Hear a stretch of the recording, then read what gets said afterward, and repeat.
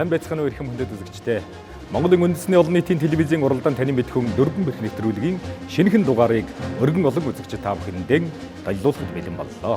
Манай өнөөдрийн дугаарт Монгол улсынхан тусгаар тогтнол хил хязгаарын бүрэн бүтэн байдлын төлөө тангараг өргөн зүтгэж эх орныхон сонорч их соргог нүд болсон хилчин дайчид Монгол улсын баатар дэд хурандаа чойн дугарж авын нэрэмжит хилийн техник 184 дугаар анги буюу алдарт онгоны ветеранын үе үеийн хилчин дайчдын төлөөлөл бие бүрэлдэхүүний төлөөлөл оролцож байна.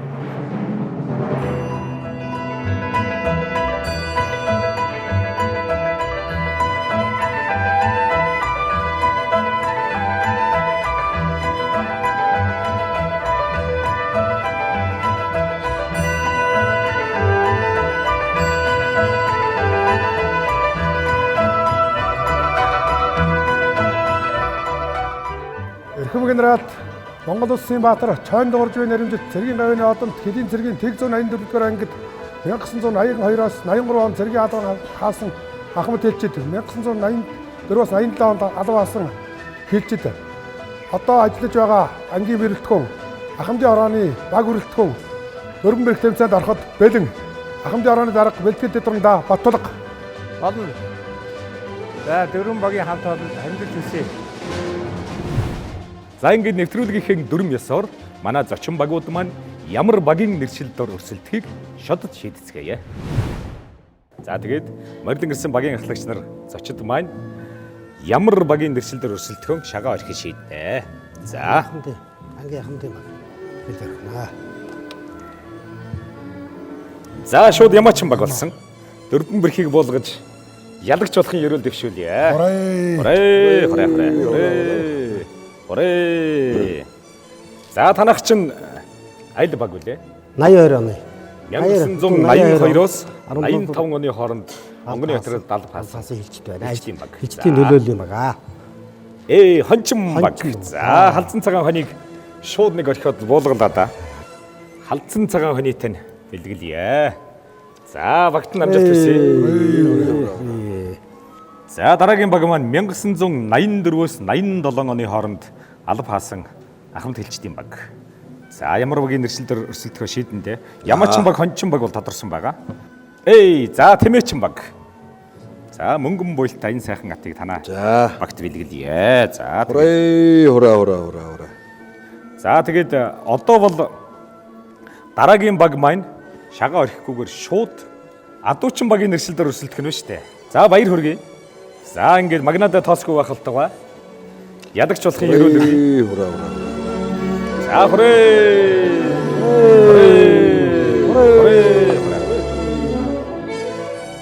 Эрхэм үзэгчдээ уралдаан таны мэдхүн дөрвөн бэрх нэвтрүүлгийн эхний даваа, эхний шатыг эхлүүлье. Нэвтрүүлгийн дүрм ёсоор манай зочин багууд маань бэлдэж ирсэн асуултуудаараа өрсөлдөх ёстой. За та бүхэн маань асуултаа тавихдаа өөрсний нэршлийн шагаагаа. За манай Адуучин баг бол өөрийн өмнө байгаа морио, Тэмээчин баг бол өөрийн өмнө байгаа энэ ширээ ата дэнчин болгож тавиад өөрснийхөө бэлдэж ирсэн асуултыг тавина.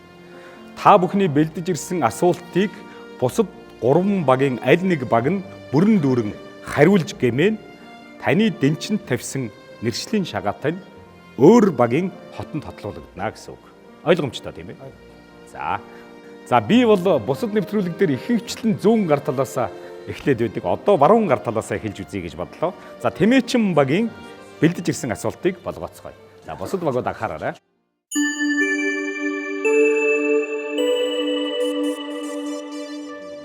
За Тэмээчин багийн гишүүн Төмөр хойг байна. За ингээд багуудаа ээж асуултаа тавья. За манай малчид намартаа хадлангаа хаддаг, өвс бордоогоо бэлддэг. За ингээд хадлангийн хамгийн сүүлчийн ажил болвол одоо хадсан өвсөө бухалдаж нуруулах ажил, нуруу хийх ажил байдаг. За ингээд монголчууд одоо нуруугаа хийхдээ хамгийн сүүл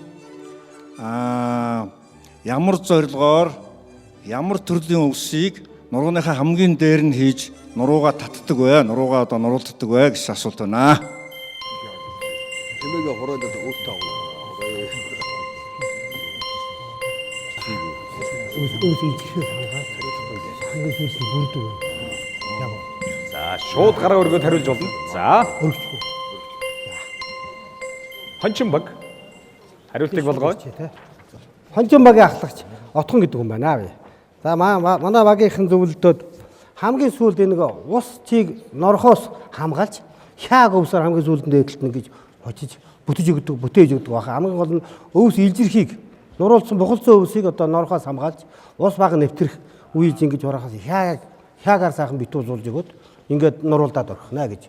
За хяаг өвсөөр бүтээдэг татсан. Хяаг гэж. За хариултыг авлаа. За Адуучин баг хариулж болно. За Адуучин багийн гишүүн ахлагч амар төгс байна. За манайг ярилцаж үзээд хүн ялгаа байхгүй хончин багийнхтай ижилхэн норж одоо тэг чийг авахаас одоо нэг сэргийлээд одоо зэгс буюу хоёр дараагийнх нь болонгууд хяаг өвс болонгууд адуу голчлон идэх дуртай. Адуун зориулсан өвс байдаг болонгууд бас хяаг өвс юм болов гэж бодож байна. За хариултыг авлаа. За Ямачин багийн хариулт. Ямачин багийн багийн ахлагч Баттолго хариултыг болгоё. За намар хадлангаа нэгдүгээрт нь норхоос сэргийлдэг баг. Хоёрдугаарт нь бас тэр өвс одоо хийсч одоо тархаас бас сэргийлсэн ийм хоёр зорилгоор бол өвсний дээр бол одоо сүл одоо намрын хамгийн сүүлчийн сүл гэж өвс одоо хамгийн сүүлд нь үлддэг. Тэгээ тэр сүл өвсөөр одоо хамгийн дээлд нуруугаа хучдаг бахаа л гэж хариултыг болгож байна. За гурван баг маань хариулсан. Одоо сүүлийн үнэн зөв хариултыг манай Тэмээчин баг маань бидэнд хэлж өгөх ёстой. За багууд маань бас хариуллаа. За ингэхдээ одоо хончин баг, Адуучин баг бүгдээрээ ингээд ус чигнээс хамгаалдаг гэдэг нь зөв байна. Гэхдээ голын өдөн өвсийг хадаж нуруугаа татдаг. Нурууныхаа дээр хийж голын өдөн өвсөөр нуруугаа татдаг юм аа. За баярлалаа. Хариултыг авлаа. Манай багууд бол үндсэндээ ямар хариулснаа мэдж байгаа тийм ээ. За ер нь бол ус чийг нэвтрэхээс хамгаалдаг гэдэг тэр зорилгыг нь бол хэлсэн. А яг ямар өвсөөр вэ гэдгийг хараахан хариулж чадсан баг гарсангүй. Нэвтрүүлгийн дүрм ёсоор бол та бүхэн маань хариулж байгаа хариултандаа 80% буюу түүнээс дээш хариулсан тохиолдолд хариултыг үнэн зөв хариулсан тооцдог. За тэгэхээр манай Тэмээчин багийн гэрийн даалгаврын асуултад үлдсэн 3 баг маань үнэн зөв хариулж хараахан чадаагүй гэж үзээд танаа ширээ бөхтө энэ сайхан ат өөрийн хотондоо үлдэж байна. За хүрээ. За одоо Адуучин багийнхаа гэрийн даалгаврын асуултыг сонсцгоё.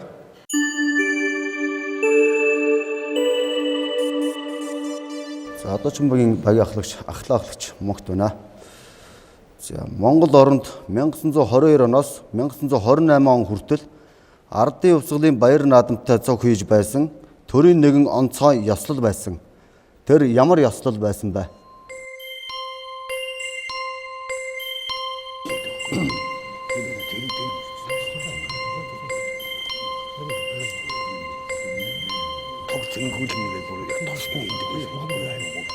За Ямачин баг төрүүлж гараа өргөсөн тийм ээ.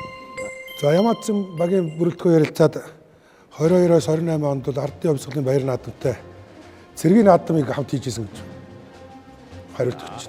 Цэргийн наадам. Ардын өвсгөлийн ойн баяртай бүх цэргийн наадамыг хамтдаж хийж байсан гэсэн хариулт. Тийм хариулт. За өөр хөлбөр байхгүй тийм ээ. За хариултыг авлаа. Хончин баг. За хончин багийн ахлагч отхон байна.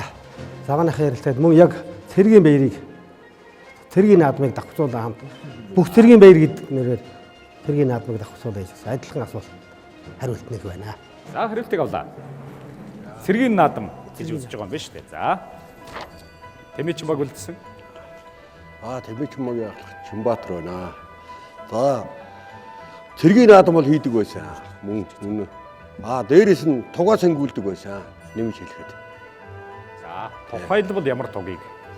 Одоо хар цагаан тугнуудаа цангуулж тагтдаг байсан. За хариултыг авлаа. За зөв хариултыг болгоё. За Адуучин баг.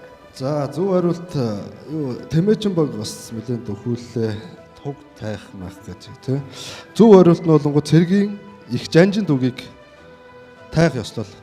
Тэр үед улсын баяр наадамтай хамтран цэргийн их жанжин түүгийг олон хороо ангиудын түүгийг Баян зүрх хайрганы уулыг тайх ёслолтой цуг хийдэг байсан байна.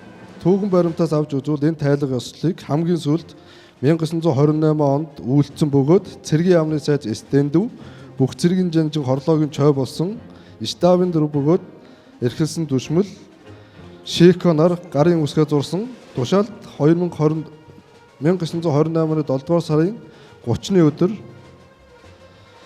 жанжин төвийг олон хороо ангиудад Баян зүрх уулыг тайх ёслол бол дууссан байна. За тэгэхээр Тэмээчин баг бол бас төхөөлж хариуллаа гэж бодож байна.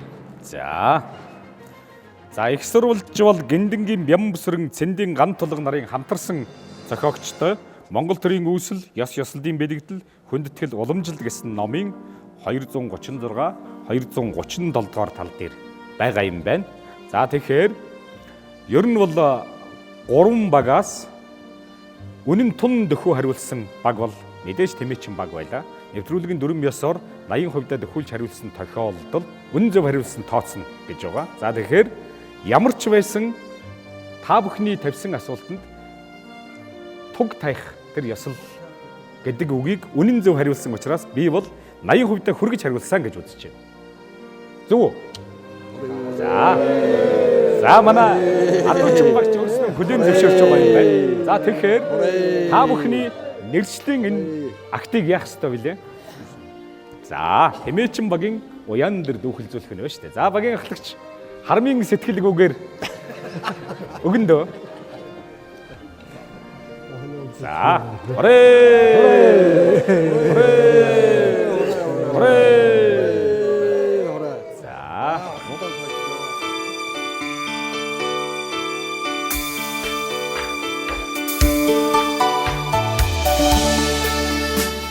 Оролдон таны мэдхэн дөрвөн мэрхний нэвтрүүлгийг үзэн суугаа эрхэм үзэгч та бүхэндээ зориулж уран бүтээлийн төлөвлөх эрхэм уран бүтээлч Монгол улсын ардын жижигчин төрийн хошоо шагналт Лувсан жамбын мөрд оржин нэрмжит Хөлийн цэргийн дуужилгийн чуулгын гоцол дуучин энх зодыг хүндэтгэмөрье. Эрхэм уран бүтээлч маань учирлсан дуу хэмээх уран бүтээлийн та бидэнд өргөн төлөвлөж байна.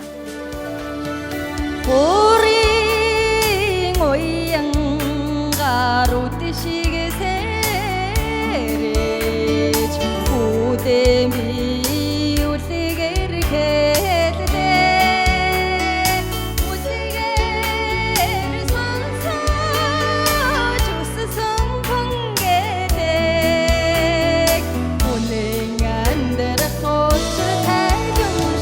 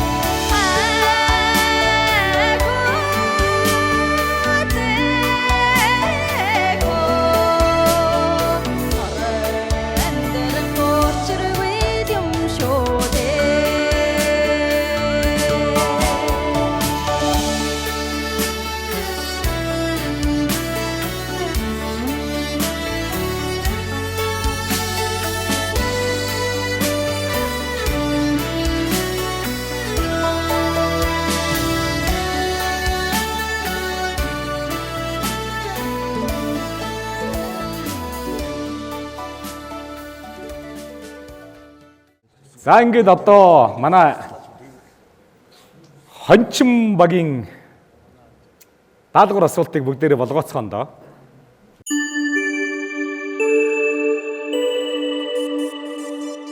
За хончин багийн гишүүн Чимбат гэдэг юм байна. За та бүхэнд 2 төрлийн далбаа өгсөн байгаа. уг төрийн далбаануудыг хэдээс хэдэн оны хооронд манай Монгол улсын төр захиргаан хэрэгэлдэг байсан бэ гэдэг асуулт тавьж байна.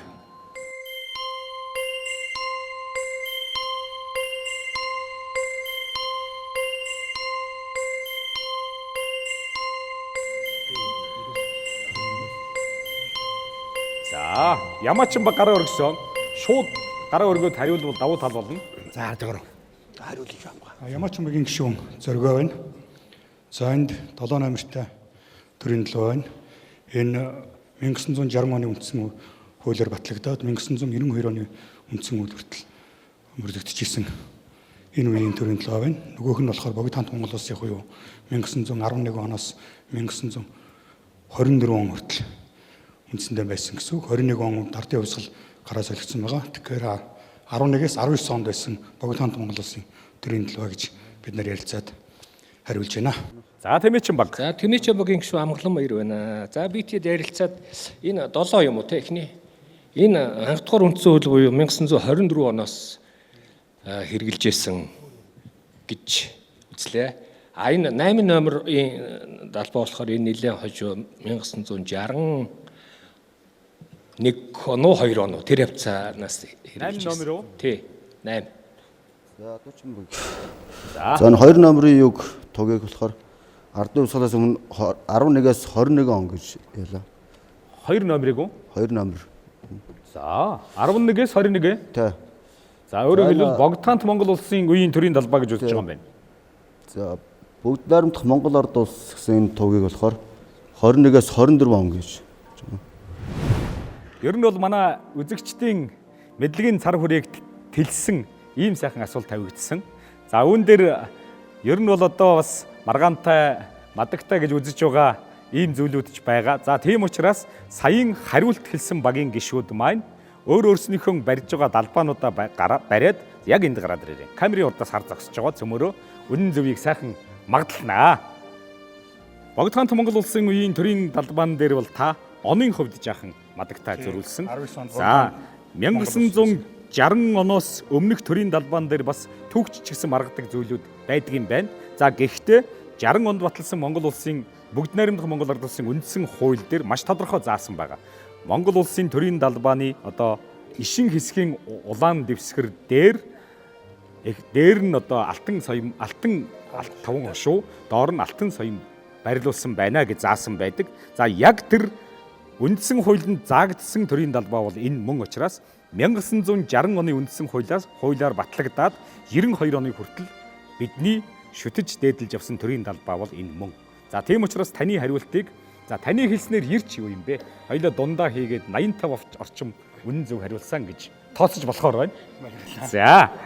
За дараагийн багийн хувьд бол энэ дээр бол та нар маань бүрэн бодилсан. Энэ бол 1992 оны ардчилсан шинэ үндсэн хуулиар баталсан төрийн далбаа байсан. Та хэд маань он цагийн хувьд бол илт төөрсөн байна.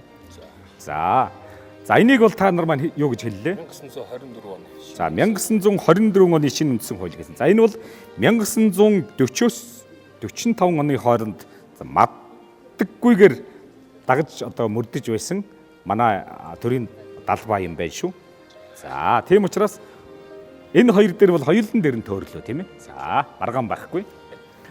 За энэ бол Монголын түүхчдийн үзэж байгаагаар Их Монгол улсын буюу 1206 оноос 1405 оны хооронд хэрэгжилж байсан төрийн далбааны хэлбэр хийц гэж үздэг. За тэгэхээр таны хувьд яасан байх нь вэ? За зөрүүлж бодчихъя. За энэ бол энийг танах юу гэж хэллээ? 21-ээс 24. 21-ээс 24 гэсэн. За энэ бол харин 1924 оны анх дугаар шинэ үндсэн хуулийн дараагаас 1940 оны хүртэл хэрэгжилж байсан төрийн далбаа юм байна. За тэгэхээр мөн он цагийн хувь зөвлөлөө тийм ээ. За тэгэхээр ялагч бол маргаангүй манай Ямаачин баг байх нэ. За За тэгэхээр манай Хончин багийн хувьд бол одоо яалтчгүй асуултаа бусдад алдсан. За тэгээд буурал морин бууж өгье, булган дахан тайлж өгье гэж боллоо штэ. Хоноо гартвал. Ухаа санаа чинь тэн юм байгээ. За манай хончин багч нь буянтай халзан цагаан хонио ер нь нэлээд нүүрийн баясгалтантайгаар инээд автаж байгаад лаваачаад өгчлээ шүү дээ. Одоо манай Ямаачин багийн бэлдсэн асуулт байгаа тийм ээ. За сонсцгоё болгоё.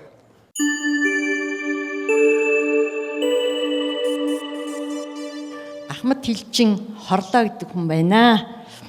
Тэгээд гангуула ямаагаа дэнчин тавиад та нараас асуултаа асууя. Өөрийнхөө уралдаг ийм имийг авчирсан. За энэ юу гэдэг нэртэй вэ? Нэгдүгээрт юу гэдэг нэртэй вэ? Ямар одоо юм хийдэг, ямар бүтээл гаргадаг вэ? Хоёрдугаарт нь энэ одоо орсон бүх деталуудыг юу гэж нэрлэдэг вэ? Одоо ийм л асуулт тавья та.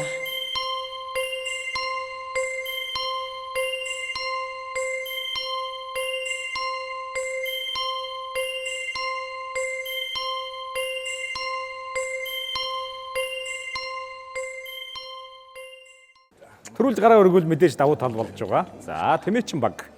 За Тэмээчин багийн гишүүн өгөрье. За энэ бол зоосон ширээ гэдэг. Тэгээ зоосон ширээ гэдэг. Гэхдээ одоо хээ угуулж биш сүлжмэл хийдэг. Дайлангийн одоо хээ угуулжийг уралдаг. Дайлангийн чараа биш юм аа. Ерөн утсаар одоо тэ сүлжмэл хийдэг. Тийм ширээ байна. За деталууд нь гэхээр одоо ингээд их суурн байна. За энэ одоо яг нэрлж одоо яг үндсэндээ сайн мэдэхгүй байна. Гэхдээ энэ давцсан нь байна. За энэ бол тэгээд жашаа мэдэхгүй байна. За хариултыг болгоосоо. За дараагийн баг манай Адуучин баг. За Адуучин багийн гишүүн Ахлаалагч Батцоор байна. За энэ нь бол одоо сүлжмэлийн ээрүүл.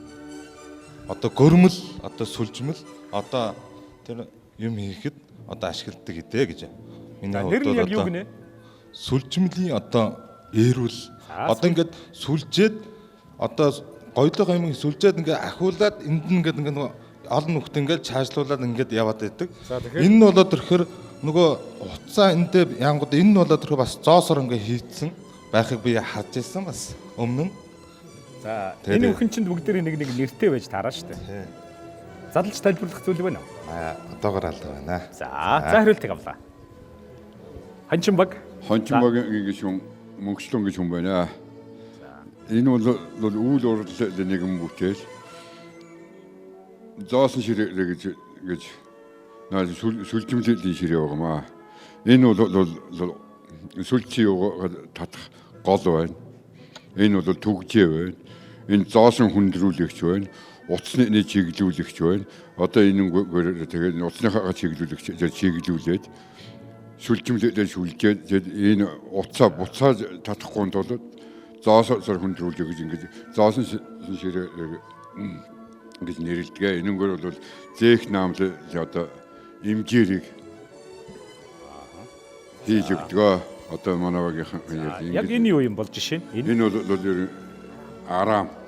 Одоо тэг чиглүүлэгч байна. Энэ бол татварга нь байна. Ингээд арам чиглүүлэгч татварга гэх мэтийн нэртэй гэж.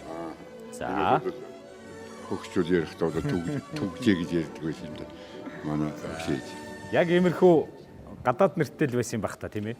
Үгүй. Гадаад нэр. За одоо юу яа да? Би барь. Та тайлбарлаа.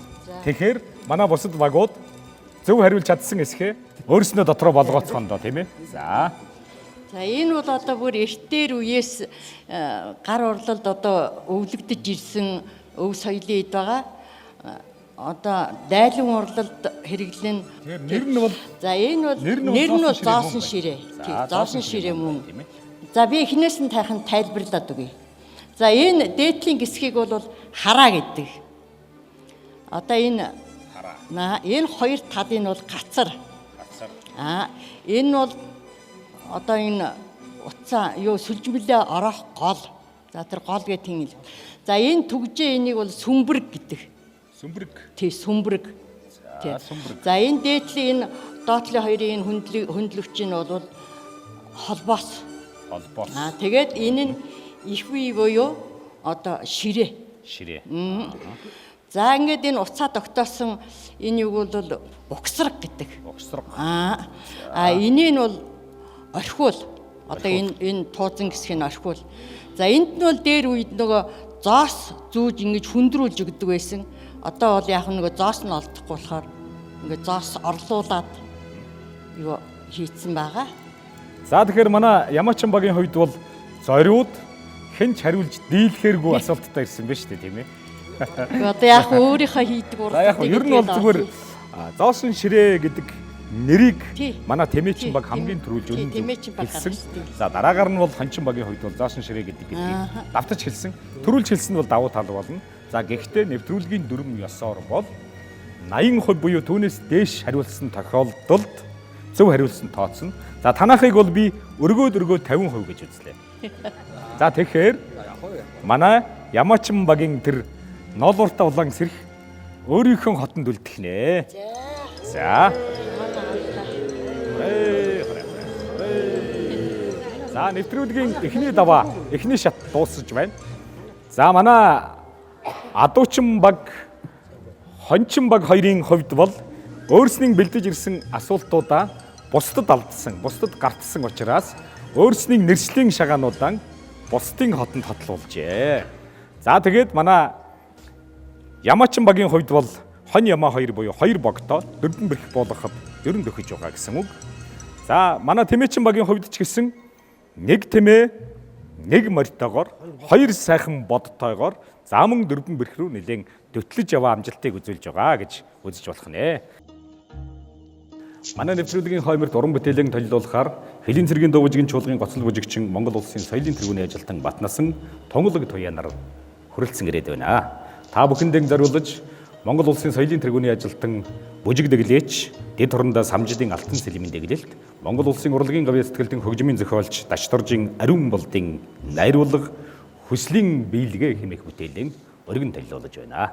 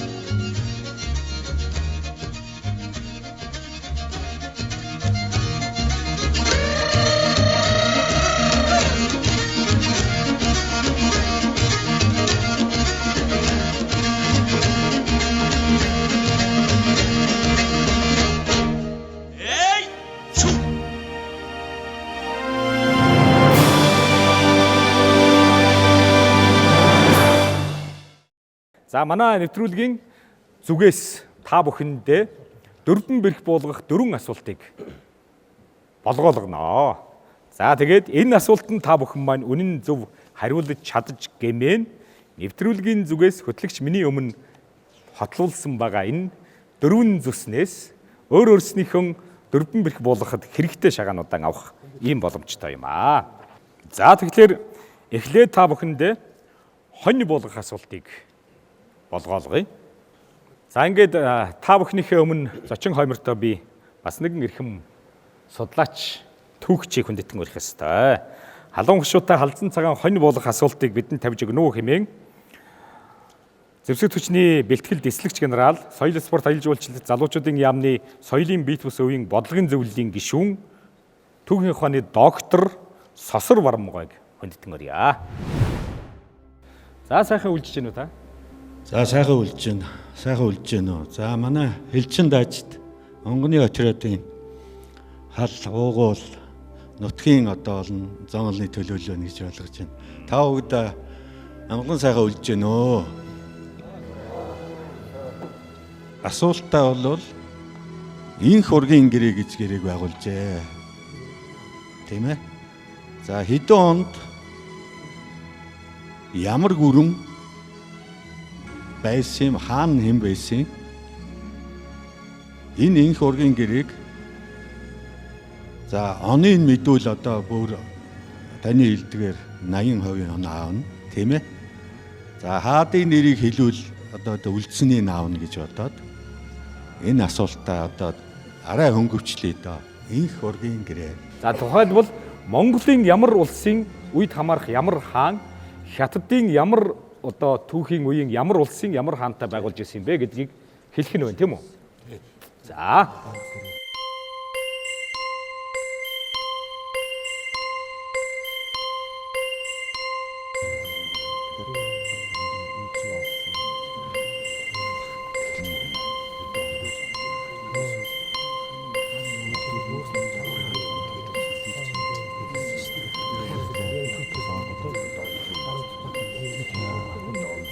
Адуучин баг хариулахаар шийдсэн. За адуучин багийн ахлагч мөгт.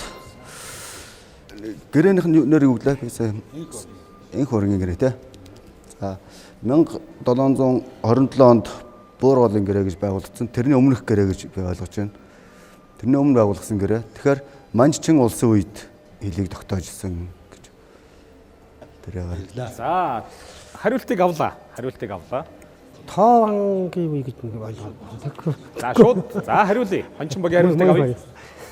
За буудж байна. Одоо Манжи үеэс арай юу боллоо гэж бодож байна яас.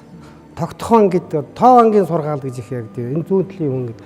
Одоо тэр хүний үед бол тэр бас тэр хүний оролцоотой тэр хүний гэрээ тэгж байгуулж хил тогтоох юунд оролцож байсан байхаа гэсэн юм зүгээр тааж байна. Тий. За та бол ер нь бол мэдээж онц хэлчин бол байгаа баг. Онц буудагч байсан уу? Онц буудагч байсан. За тэгвэл миний бодлоор бол хараахан онц буудаж чадаагүй хаа. За. Ямачин багийн гишүүн зөргөө байна. За энийг яг алын ёсоор яг тэр он сар өдөртөө бол юм итгэхгүй байна. Хүн үүрний үед алтан орд хоёр энэ хоёр орон одоо энэ цагаан хэрмээр одоо нүүдэлчдийн хил гэж тогтоож анхны одоо хилэн тогтоосон гэж үзэж байна. Тийм хүн үүрний үед 2000 гаруй жилийн өмнө цагаан хэрмээр л хилэн тогтоосон доо. За хариултыг авлаа. За бас л бууданда 1300-аад оны үед Худлын хааны үед хийгдсэн гэрээ болов гэж бодож байна.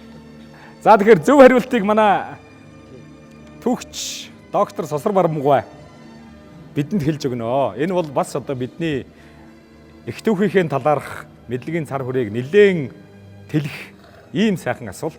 За хэлчин байлдагчид оролцож байгаа учраас урд хилээ, хойд хилээ тогтоосон түүхийг одоо бид бас судлах ёстой. За тэгэхээр миний асуусан асуулт бол урд хөрштөөгөө анх байгуулсан хилийн хэлцээрийн тухай асуудал байсан. За үүнийг маань бол манай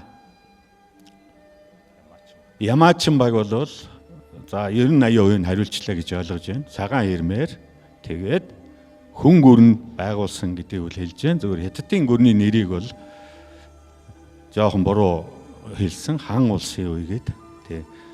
За энэ баг маань бол бас хойд хилийн талаар ярьлаа. Энэ бол манай асуултаас өөр буурын гэрээ гэдгийг бол Манж гүрэн, Орос гүрэн хоёрын хооронд байгуулсан гэрээ шүү гэдгийг энд хэлье. Тэгэхээр энэ түүхийг бичсэн хоёр ном бид нар саяхан гаргасан. Монгол улсын үндэсний аюулгүй байдлын түүхийн онцгийн товчон гэж. За энэ ном маань бол их цөөхөлдсөн. За энэ дотор бол Хүнүү гүрний түүх дотор бол 19 дугаар уудсанд энэ бол хит хитэн онд энэ ургийн гэрээг, инх ургийн гэрээг баталгаажуулж ирсэн юм бэ? Ямар хаадын үед гэдэг нь тодорхой байж байгаа. За миний энэ номны Чингис хааны геополитик гэдэг номны 15 дугаар уудсанд одоо энэ талаар бас ямар их сурвалжийг үнсэж бичсэн бэ гэдэг нь байж байгаа. За баярлалаа. За танд мөн бүтээл төрөвлийн судалгаа шинжилгээний ажилтан их амжилтыг хүсэн гэрээё. За тэгээд манай зочин шүүгчийн хувьд та бүхнийг хүн гүрний түүхтэй холбоотой гэдэг тэр түүхийн чухал он цагийг үнэн зөв хариулсан учраас 80% хүргэж хариулсан гэж үзээд энэ халзан цагаан хонийг гардуулан өгье гэж байгаа юм байна. За зөв хариултын бооцоо болгож энэхүү халзан цагаан хонийг танаа хотод тоцоолж байна. Тэгээ энэ онд одоо бүтээсэн өөрийнхөө Чингис хааны геополитик буюу Монголын одоо хил хамгаалалт яаж бүрдсэн юм, яаж одоо дэлхийд дэглэжүүн тогтоосон, ямар цэргийн урлаг хэрэгжилсэн, яаж Монгол улсын хаялыг хамгаалж ирсэн гэдэг номоо бэлгэлье гэж бодож байна. За цэргийн түүхч, түүхийн хооны доктор бригадийн генерал Сосор Барамгойд баярлалаа. Танд бүтээл төрөвлийн өндөр амжилтыг хүсэн гэрээё.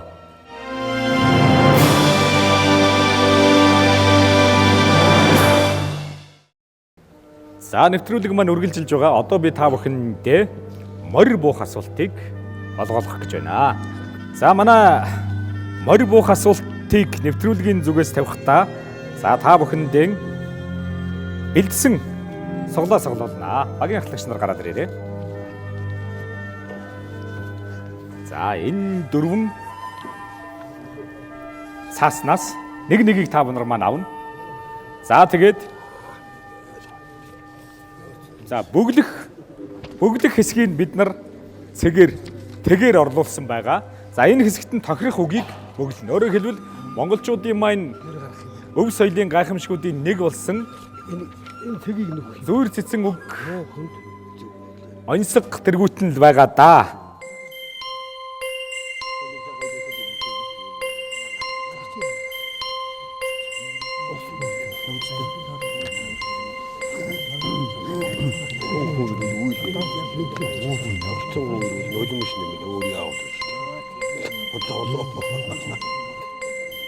За цаг дууссан. За хариулах гишүүд маань цаасан дээр багийнхаа нэрийг бичээд за өөрснөө бариад гараад ирээрэй. За тэгээд миний зүүн гар талаас нар зүв тойроод хариулаад явъя. Манай Ямаачин багийн хариултыг болгоё доо. За Ямаачин баг хариултыг болгоё. Дараах дөрвөн зүрзчин үгийг ийм дараах байдлаар бүтэн болгож бичлээ. За нэгдүгээрт нь хэрэглэх юмгүй хүний нүд хэрэггүй онгоос нь нүхтэй адил. Хэтэрхий уран хүний бүтээл хээрийн бардам явхаатай адил. За хоёрдугаарт нь омогтой хүний ухаан баг, говьтой хүний ой баг. За гуравдугаарт нь балчир хөөхөд гэртээ хааны дүртэй, ор шувуу үүрэндээ хан гардын дэвлэлттэй. За дөрөвдүгээрт нь хун шувууг дэвлэлтээр нь хурдан хөлгийг явдлаар нь гэж. За би зөв хариултыг хэлж өгье. Хэрэглэх эрдэмгүй хүний ам нь хэрэггүй онгойсон нүхтэй адил. Хэтэрхий эрдэмт хүний амин хээрийн бардам янхваатай адил. За омогтой тархинд ухаан баг, овтой тархинд ой баг. Шалихгүй эрг гэртээ хааны дүртэй, шар шувуу үүрэндээ хан гардын суулттай. За тург шувуу дэвлэлтээр нь туурай төлгийг явдлаар. За тэгэхээр би бол ер нь таны дөрөвдгийг бол онсон гэж тооцож болохоор байна. Та юу гэлээ? Хун шууг дэвлэлтээр нь хурдан хөлгийг явдлаар нь. Ер нь бол утга бол гарсан. За тийм учраас авчи. За тооцчих. За тэгэхээр ингээд ер нь бол би нэгийг хүчээр тэнцээ. Тийм байгаа. За дараагийнх нь. За Тэмээчин баг. За энэ бас сони юм би. Ойгүй хүнд мунхаг цэцэн хоёр адил. Ажилгүй хийсэн байсан хоёр адил. Зөв явбал сэтгэл амар, замаараа дүт явбал унаанд амар гэж байгаа. За эрдэмтэн хүнд ном эрхэм, өчүүхэн хүнд нэр эрхэм гэж. Уран хүн гэрвэл үүл нэмэн, улцан хүн гэрвэл нулимс нэмнэ. За дөрөвдгийг чинь би ер нь шууд авлаа. Ганцхан үгэл зөрсөн байна да. За уран хүн ирвэл учиг нэмнэ, Улцсан хүн ирвэл нулимс нэмнэ гэсэн байна. За таавал уран хүн ирвэл үйл нэмнэ. За болж байна тооцъё. За хоёр дахь нь бол эрдэмтэн хүнд ач ирхэм, өчүүхэн хүнд ашиг ирхэм. За таавал эрдэмтэн хүнд ном ирхэм, өчүүхэн нэр ирхэм гэсэн байна тийм ээ. За дараагийнх нь зангааран явбал бие дамар. Замааран явбал морин дамар. Яг вэ дөхөжл байна да. Гэхдээ бас харах нь оноогүй. За сүүлчийнх нь бол ойгүй хүнд хэлсэн байсан хоёр адил. Ёроолгүй савнд хийсэн байсан хоёр адил. За таны хувьд энэ бүр хамаагүй болсон. За энэ бол хамаагүй боллоо. За би бол таны хувьд бол за хоёрыг ер нь тооцъё. Хоёрыг тооцъё. За 4-өөс 2 шүү. За та жаахан гişээс гэж. За одоо за манай хончин баг. За хончин баг. За нэгдүгээр хэн муу хүнд ноён олон, ходолч хүнд нээрэн олон. Эрдэмийг хичээлээр эрүүлийг эргэтнээс. За илжигэн тоон бууаач мохор өхрөөр бох бүү тав. За дөрөвдхийн бөглөөг бай. Бөглөөг. За тэгвэл би эхнээс нь уншиж өгье. За муу хүнд хойтон жил олон.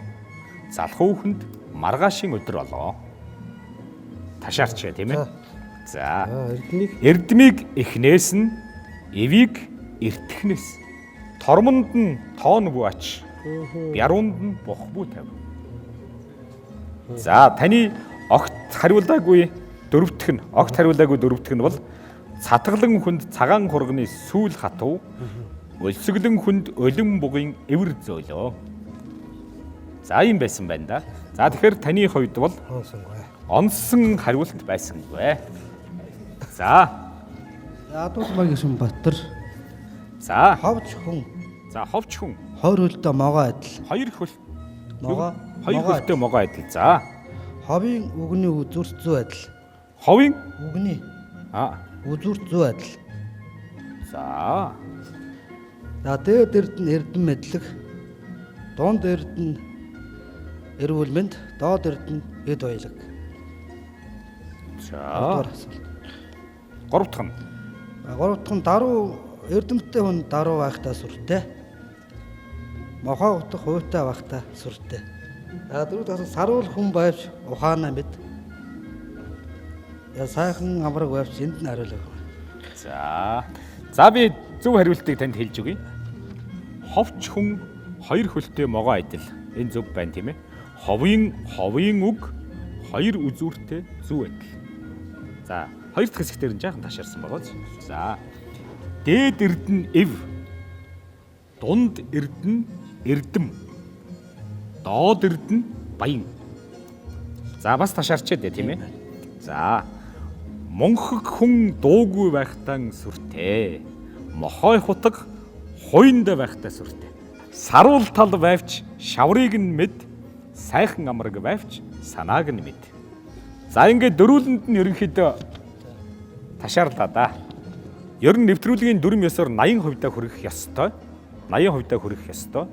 За гэвч өнөөдрийн хувьд бол та дөрвийн хувьд яг дөрвөн зүүр үгийг одоо 2-2-оор нь 50-50 гэж үзвэл 50% хүрсэн л нэг баг байна гэж үзэж байна. Өөрөөр хэлбэл танах. Гэхдээ бид энэ нэвтрүүлэгт оролцож за бас монголчуудын өв соёлын гайхамшиг болсон зүүр цэцэн үгийн энэ утгыг таних энэ одоо уралдаан тэмцээнд амжилт үзүүлсэн 2-2 зүүр үгийг зөв бүгэлсэн учраас танаа багийг ялагчаар тодруулж байна. Энэ бол морины асуулт. За хүрээ. Тийм учраас энэ сайхан алтан тууртыг танаа багийнханд гардуулъя. За хүрээ.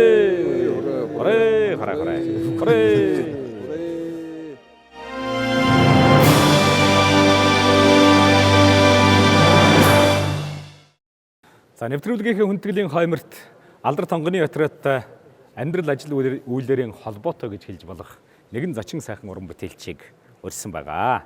За хэдийн цэргийн дуужгийн чуулгын гоцол дуучин Монгол улсын соёлын тэргүүний ажилтан ахлагч мөнх жаргалын отхон жаргал. За мөнх жаргалын отхон жаргал дуучин маань онгоны отродын хашаанд өссөн энэ сайхан одоо хамт олонны дундаас авьяас бэлгийн дайлжигээр ургуулж эдгүй мөн хэлчин дайчтайгаан ажил амьдралаараа холбоотой ажиллаж байгаа ийм уран бүтээлчээ. За тэгээд өөрийн багнаас ажил амьдралын талаар заавас энэ отродтой холбогдсон тэр сайхан гэрлэгээтэй хүүхэд насны он жилүүдийнхээ талаар нэг товчхон ярьж өгөөч. За сайн байцгаана уу? Энэ сайхан өдрийг нутгийн зоолонд өргөж байгаадаа маш их баяртай байна. Ингээд одоо хилийн зэрэгтэй ажиллаад 11 жил болж байна. Манай аав болохоор хөгжимчин хүн байдаг. Ээж маань Можигарагчгийн улаан гэд дуучин хүн байгаа. Манай нутгийн зоолон бол сайн таних хүмүүс байгаа. Тэгээд онгоны отродын 0184 дугаар ангид болохоор би төрж өссөн. Яг цэргийн ангид дотор одоо чихээ тоглож өссөн хүн байгаа.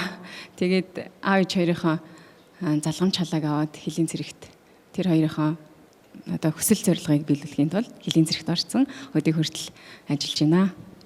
За тэгэхээр аав хөгжимчин ижи дуучин удам залгасан уран бүтээлч ба шүү дээ. Өөр танаа удам судраас дуучин байна уу? Ер нь дуучин бол бүгдээрээ дуулдаг. Тэгээд яг аав ээж хоёроо мэрэгчлийг өвлөж авсан нь болохоор би. Тэгтээ манай яг миний дээдлийн ихч Мандухай гэдэг одоо тэслэгч цолтой 0184 дугаар ангид соёлын төвийн дараагаар ажиллаж байгаа тийм хүн байгаа. За өөрөөр хэлбэл аавынхаа яг мэрэгчлийг төдийгүй ажлыг өвлөөд ажиллаж байгаа юм байна шүү дээ. За энд хөрөлцөн ирсэн хүмүүс болохоор дандаа манай аав ээжийн найзууд таньдаг хүмүүс байгаа. Тэгээд энэ дууга миний нөхөр Цэрэг хүн гэсэн сайхан дууг сэргэн дахин дуулсан байгаа. Тэгээд энэ дууга аавдаа болон энэ сайхан 0184 дугаар ангид төрж гисэн бүх хамдуудаа таньдаг хүмүүстэн зориулж дуулж байгаа шүү. Та бүхэн хүлээн авах уу? За баярлалаа.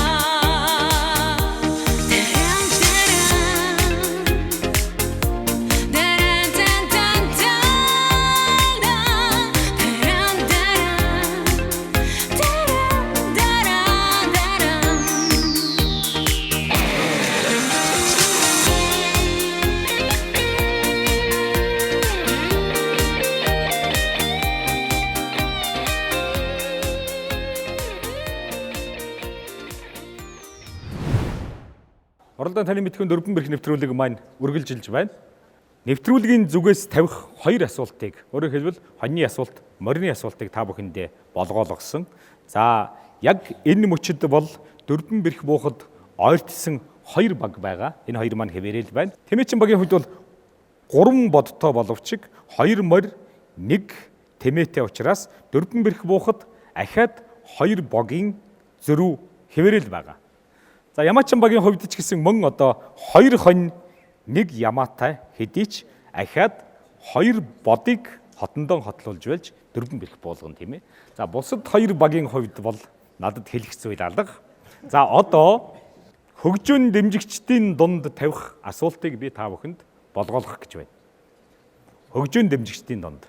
За хөгжөөн дэмжигчд маань ямар эрхийг эдлэх вэ? Ямар үүргийг хүлээх вэ гэхээр та нар маань миний зүгээс тавих асуултанд хариулаад үнэн зөв хариулсан тохиолдолд шүү. Үнэн зөв хариулсан тохиолдолд өөрийн багтаа хэрэгтэй байгаа богийг шүү эхнийд. Эхний ээлжинд бол бог болох асуулт би тавьж байгаа.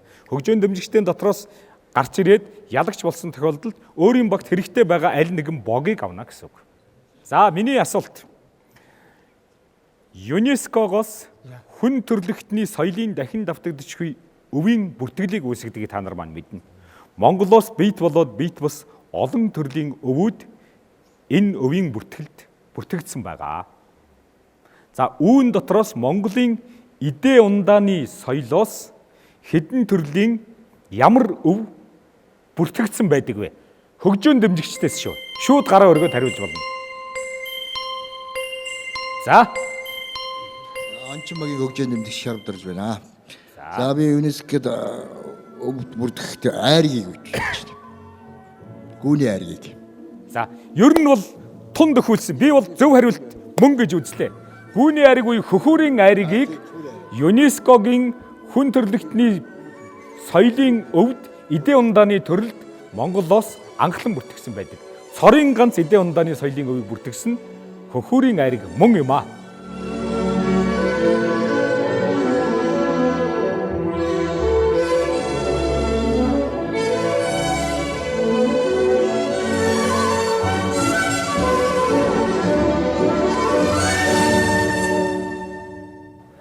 Хамгийн түрүүлж гараа өргөж үнэн зөв хариулсан хүн бол та байж чадлаа. Баяр хүргэе. За, хоёр богийн аль нь хэрэгтэй вэ? Хонь уу, ямаа юу? Өөрийн нэршлийн хонио авах уу? За, энэ халдсан цагаан хоньыг багтаан өгөх боломжийг танд олгож байна. Баяр хүргэе. Улам их амжилтыг хүсье. Хорой. Хоньо буцаагаад. За.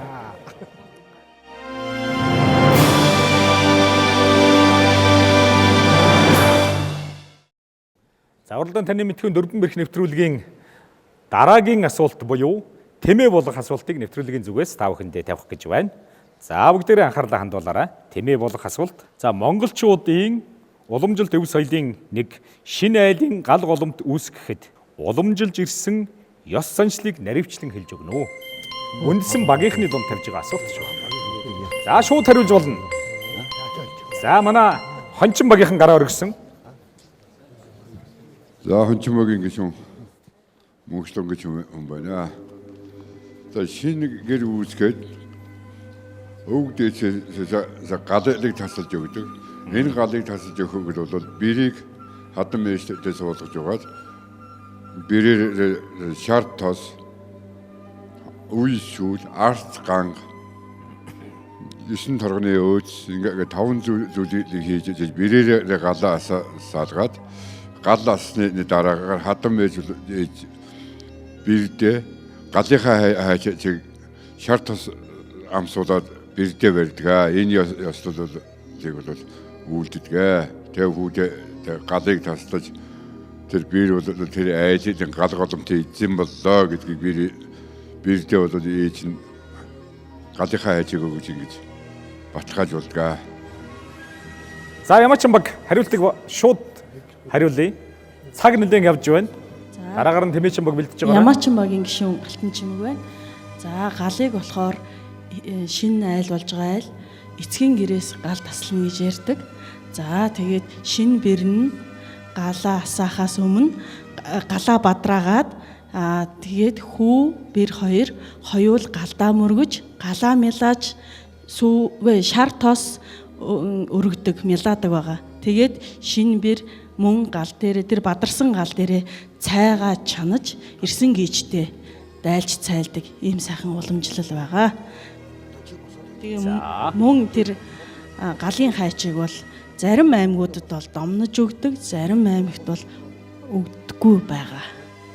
За Тэмээчин баг. За манайх хончин багта хариулт ижил байна. Адуучин баг.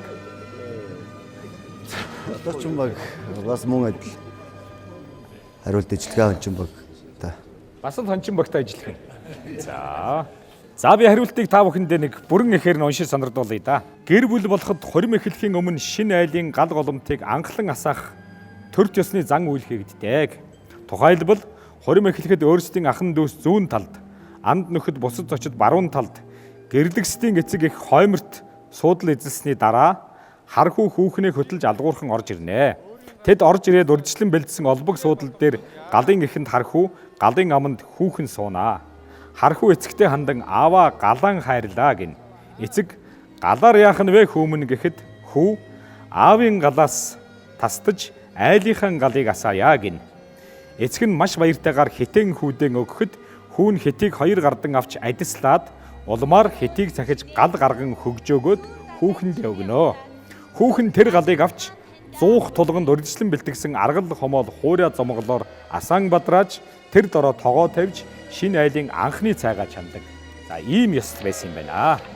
Хамгийн магадлал өндөртэй гэж үзсэн хончин багийн хариултч гэсэн бас хараахан яг энэ хариултыг бүрэн дүүрэн гүйцэтгэж чадсангүй гэж үзэж байна. Бидний ширээ бүхтээ ат маань өөрийн хотонд үлдлээ. За тэгэхээр одоо та бүхэндээ дараагийн асуулт буюу яма болох асуултыг тавих гэж байна. Анхаараарай. За монголчууд хүнсэнд хэрэгэлсэн малынхаа шагааны махыг яадаг вэ? За энд бол Монгол аж төрх уламжилт ёс зан заншилтай холбоотой ийм зүйл байгаа. Зан үйлтэй холбоотой асуулт байна гэж ойлгоорой. Хүнсэнд хэрэгэлсэн малынхаа шагааны махыг нь яадаг вэ? За хоёулаа баг зэрэг гараа өргөсөндөө. За би Тэмээчин багийг авлаа. За малын шагаатай ясыг шагааг нь аваад цэвэрлээд шагааны тэр махыг нь хүн иддэггүй. Шууд хайдаг ерөөсөө бүр чанд идснийхээ дараа тэгээд цаахан цэвэрлээд мөр буулгаж үзээд тэгээ мөр буусан үед за энэ ингээд бэлгшээгээд тэгээд хадгалдаг да. Шагаандаа нийлүүлдэг. За шагааныхаа махыг бол иддэггүй бүр иддэггүй тий. За. За хариултыг авлаа. За хончин баг. Нэхгүй нэ. Иддэггүй ерөөсөө шагааны махыг бол иддэггүй хараа махыг хараа гал дөрөгдөг юм даа. Шагааныхаа махыг мүлжөөд махыг гал дөргөөд шагаагаа орхиод морь буулгаад морь уутны орхиод морь буулгаад дэшин тавьдаг. Шагааны махыг иддэггүй гэдэг. За хариултыг авлаа. Шагааны махыг яадаг вэ гэсэн асуулт бас байгаа шүү тий. За ямар ч байсан иддэггүй гэдэг багууд гал дөргөдөг гэж байна тий. За шагааны махыг бол одоо шагаа ингээд жоохон юутай ч гэсэн махтай үлддэг. Тэрийг гал дээр ингээд одоо бол нэг пишн дээр тавиад нэг эсвэл галын ойр тавиад ингээд гатчихдаг.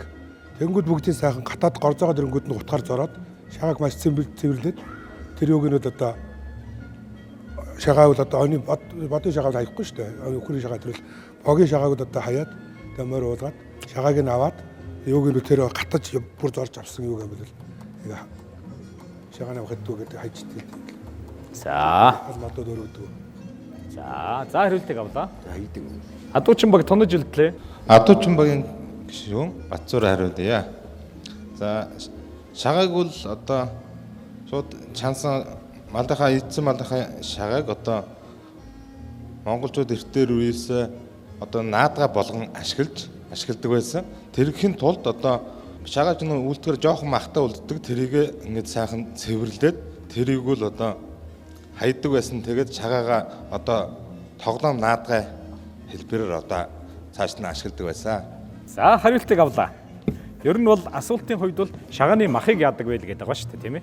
А шагаагаа яадаг нь бол тэртээ тэргүй монгол хүн бүхэнд ойлгомжтой гэж үзэж байгаа. За хариултыг би та бүхэндээ уншиж өгье. За шагааг малын хишиг буян гэж үзээд махыг иддэггүй. За амийг минь авч болно. Хавирах сүргийг минь бүү хохчаарай. Өлсөж ядравч шагааны минь махыг бүү идээрэй гэж бурхан тэнгэрийн бэлэг буянт мал минь эзнээсээ гуйдаг юм гэж монголчууд хэлцэцгээдэг. Шагааны мах идвэл хатайр харамч болдог, турж эцэж ядарч туйлддаг, хоосорч өгүүлдэг гэсэн одоо ийм бас бэлэгдэл байдаг юм байна.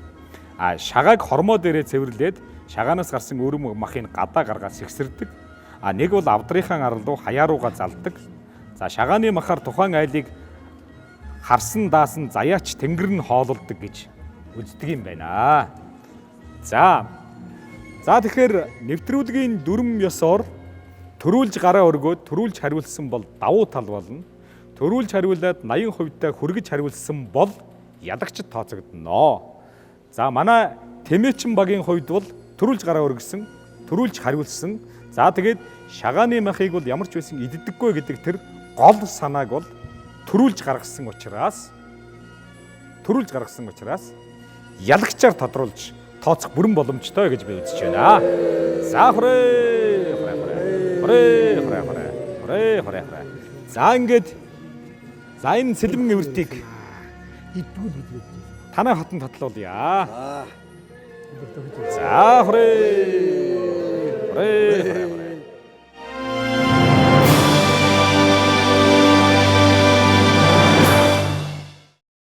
Уралдаан таны мэдхэн дөрвөн бэрх нэвтрүүлгийн маань энэ удаагийн дугаар нэлээд ширүүн өрсөлдөөнтэй болж байна. Энэ утгаараа монголчуудынхаа үзэгч холбооныхон мэдлэгийн цар хүрээг тэлсэн ийм сайхан нэвтрүүлгийг бид бэлдэж чадж байгаа гэдэгтээ итгэлтэй байна. За ер нь бол одоо манай нэвтрүүлгийн зүгээс тавих дөрвөн бэрх болох дөрвөн асуулт маань сая тавигдаж дууссан хэдий ч дөрвөн бэрх хараахан буугаагүй байна. За одоо дөрвөн бэрхэд бол тун ойрхон баг бол манай Тэмээчин баг. За 3 бод 1 богтой буюу дөрвөн бэрх болгоход зөвхөн хонь дутуу байна тийм ээ. Тунд өгсөн. А нэвтрүүлгийн 4-9-оор бол заавал дөрвөн бэрх буулгаж байж ялагч тодрох учраас танад бол зайлшгүй нэг хонь хэрэгтэй. За Ямаачин багийн хувьд бол мөн л адил одоо тооны хувьд бол 3 богтой байгаа. Дөрвөн бэрхэд нөхүү юм шиг харагдавч 2-2 бод дутуу байгаа. Дөрвөн бэрх болгоход. Гэхдээ хичээвэл бас болно тийм ээ. За тэгээд хончин багийн хувьд бол хөгжөөн дэмжигчийн ачвыны гэдлэж халзан цагаан хонион хотондон хотлуулж хотон гэрэлтүүлсэн. Хонтой айлын хот гэрэлтэй гэж үг бий. За одоогоор хамаг малан айл тавьсан байгаа л гэж ойлгоё тийм ээ. Хотын айл.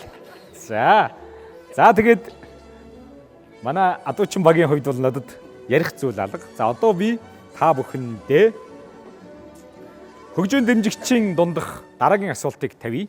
За хөгжөөн дэмжигчийн 2 дахь асуулт. За энэ бол бод болгох асуулт юм байна шүү. Бод болгох асуулт. Буур сэлгэн нүүж буй айл. Өөрөөр хэлбэл бэлчээр усаан хөөгөөд дараагийнхаа буур руу нүүж байгаа айл яагаад заавал буураа цэвэрлэж үлдэх ёстой байдаг вэ? Ямар учраас? За хөгжөөн дэмжигчид. За Тэмээчин багийн сонгогнэ гэдэг хүн байна. За буур айл бол нүгэд явахдаа нүгэд явсан тохиолдолд буураа заавал цэвэрлж үлдээх ёстой. Яагаад гэвэл нэгдүгээр байгаль орчныг цэвэрлэдэг.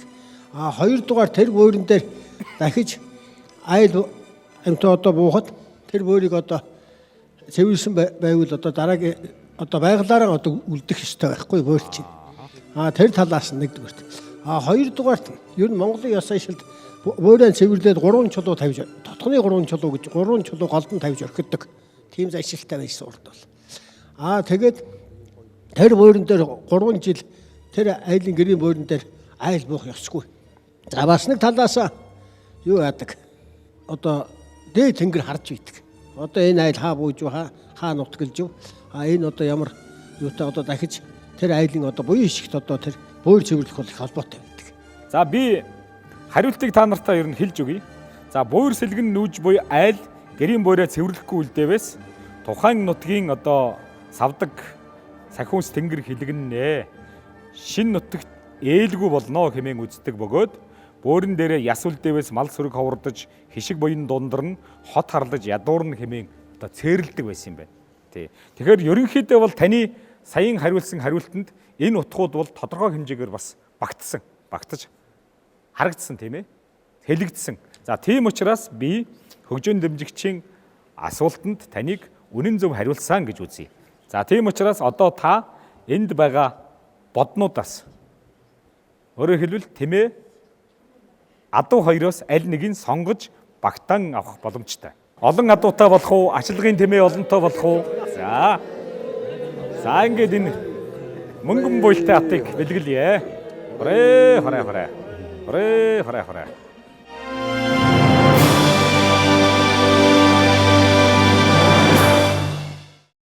За дөрвөн бэрх нэвтрүүлгийн 4-9-оор заавал дөрвөн бэрх бууж биж ялагч тодрох ёстой байдаг. Дөрвөн бэрх маань одоогоор бууж өгөөгүй байдаг. Мэрэг тойроод байна тийм ээ цөмөрөө. За одоо нэвтрүүлгийн зүгээс ахаад нэг л асуулт тавина да. За энэ нийт багийн дунд тавьж байгаа асуулт шүү. Багуудын дунд тавьж байгаа асуулт. За анхаараарай. Монголчууд гэртээ ирсэн хүнийг олон янзаар нэрлэдэг. За тэгэхээр ямар тохиолдолд зочин, ямар тохиолдолд айлчин, яасан тохиолдолд гийчин, за ямар тохиолдолд хонц гэж нэрлэдэг вэ? Ялгаж хэлж өгнө. За нэвтрүүлгийн зүгээс тавьж байгаа нэмэлт асуулт учраас зөв хариулсан баг маань өөрт дутуу байгаа хүссэн шагаагаа авч болно. За үндсэн багийн гишүүд хариулах нь биш үү? За хончин багийн хариултыг авъя. Айлчин гэдэг бол одоо албаа зорж ир золгож байгаа улсуудыг айлчин гэдгээ одоо хорим найрын дараа шинэ хүргэн бэрүүд ирж золгодог бол айлчин гэж хэлдэг. За өөрөгдөж ирж байгаа улсуудыг бол зочин гинэ. За явуулын хүн ирэхийг бол хонц гинэ. Яасан хүнийг? Явуулын хүн. За явуулын хүнийг. За. За тэгэхээр аав ээж ахын дүүс ирэхийг бол гийчин гинэ. За. За Тэмээчин баг. Хончин багийн гишүүн Амгалан баяр байна. Би хончин багийн хариулттай адилхан гэлээд. За Ямаачин багийн гишүүн зоргоо байна. За хонц гэдэг нь яг манайд ирж хонж байгаа хүнийг хонц гэдэг. Явуулын хүн ирээд одоо санамсаргүй байдлаар урдчилж хэлээгүй байжгаад ирээд манайд одоо хоног таарад хонж байгаа хүнийг бол монголчууд хонц гэж нэрлэнэ. За айлчин гэдэг нь бол энэ ах дүүс нэг айл руугаа нь одоо айлчлаад бэлэгтэй одоо ингээ албан ёсоор одоо жишээ нь дарин ёсоор бол хөрөм найр хийчихэнгүүдэн сарын дараа гэрлүүгэн өөрийнхөө төрхөндөө айлчилж очно гэж ярьдаг.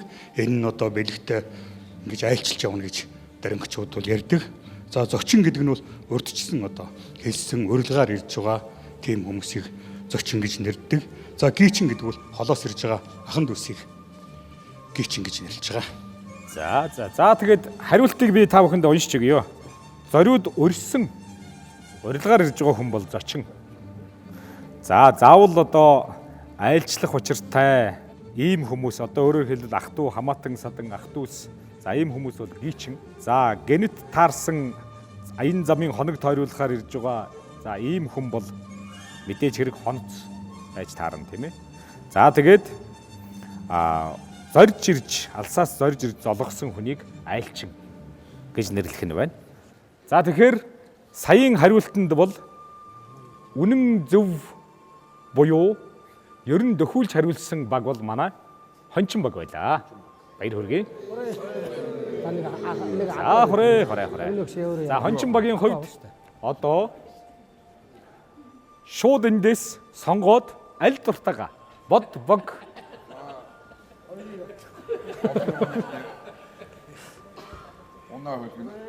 За мэдээж хэрэг ханий хариулах Монгол хүн морьтойгон байвал эртээ. Ханий хариулах морин авдаггүй яах вэ? Ханий хариулах хараа.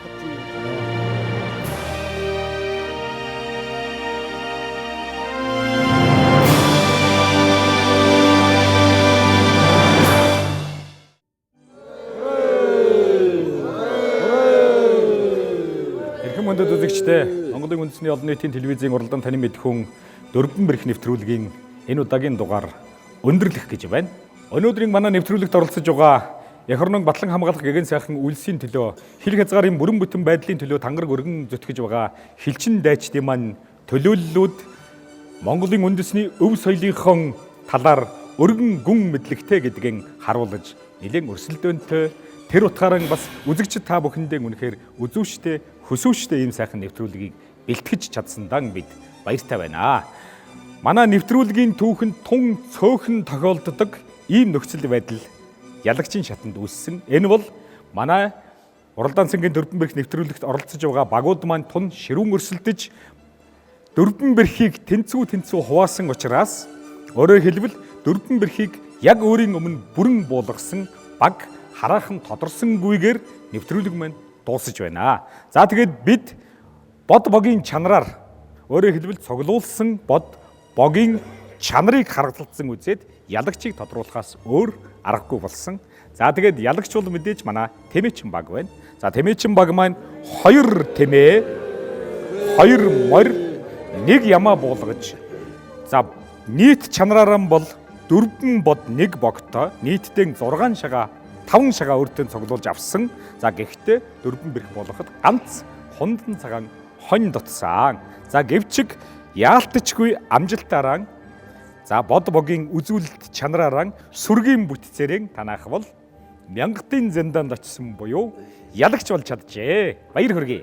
Хорей! Хорей! Хорей! За Монгол улсын газар нутаг тусгаар тогтнолын аюулгүй байдлыг хангах чиг үүрэг өгөхий. Монгол улсын хил хамгаалах байгууллага үүсэн байгуулагдаад 90 жил болж байгаа. Тэгэхээр бид нэр хүйтэн дайны үеийн одоо цэргийн албан хаагчд хэлжтэй маань шин зууныг хэлжидтэй Монгол улсынхаа газар нутгийн тусгаар тогтнол аюулгүй байдлыг бүрэн бүтэн хүлээлгэж өгсөн гэдгийг би бас тэмдэглэж хэлэх зүйтэй гэж бодож байна. Энд хорон цугласан дэд ухамсуудын өмнөөс манай онгоны отрядаас төрсэн алдар суугчдынхаа нэрийн өмнөөс 10 генералуудынхаа нэрийн өмнөөс тэр дундаа 6 хэлийн цэргийн командлагчдын нэрийн өмнөөс би та бүхэндээ чин сэтгэлийн халуун баяр хүргэе. Гүн талархал илэрхийлье. Дарангийн нутагт талхаасан хилчтийн маань ариун зам өлзийтэй байхын эрүүлийг өргөн дэвшүүлье. Баярлалаа. За өргөсөн эрүүл бат дүүрэн сайхан орш болтугай. Хорей. Түүхт хэлэмийн 90 жил удахгүй болох гэж байна. Энд бүхэнд одоо бид нар маш хийх ажил, төлөвлөсөн ажлууд маш их байна. Бид нар үеийг хэлжээд 1984 он, 82 он биднээс доош нь дүүнэр байна, дээр ах нар байна. Мөн одоо бидэртээ цуг албаажсан офицерын ахлагчаар ингээд бид нар бас таних хүмүүс зөндөө байна. Энэ хүмүүс нь бидний бас нэг Монголын минь хэл үргэлж мөнхөд эзэнтэй байдгийн шүү гэдгийг баталгаа болж байгааг би бодож байна.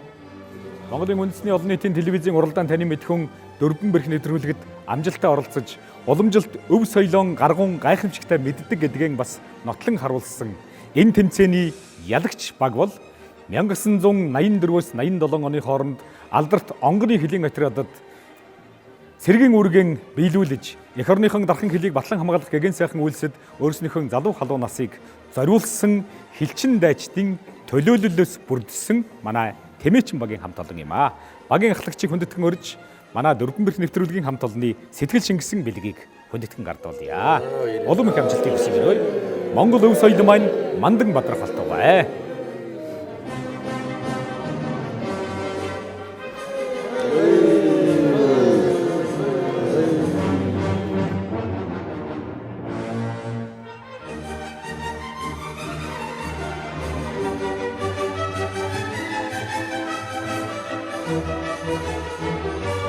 Эрхэм хүндэт үзэгчдээ Монголын үндэсний олон нийтийн телевизийн уралдаан таны мэдхүн дөрвөн бэрх нэвтрүүлгийн энэ удаагийн дугаар инхүү жаргаж байна.